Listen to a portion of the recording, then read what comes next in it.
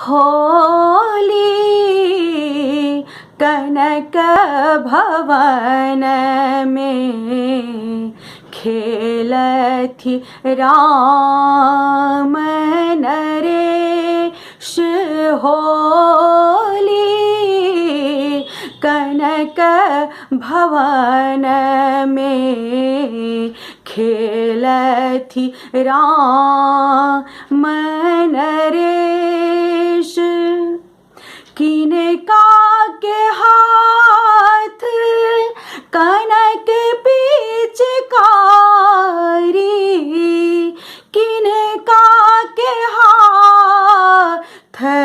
अबीर होली कनक भवन में खेलथि राम नरेश राम जी के हाथ कनक पिचकारी सीता के हाथ अबीर होली कनक भवन में खेलथि राम नरेश राम जी के पहिरन पियर पीताम्बर सीता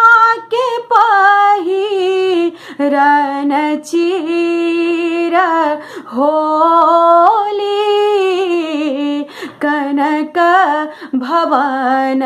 में खेलथि राम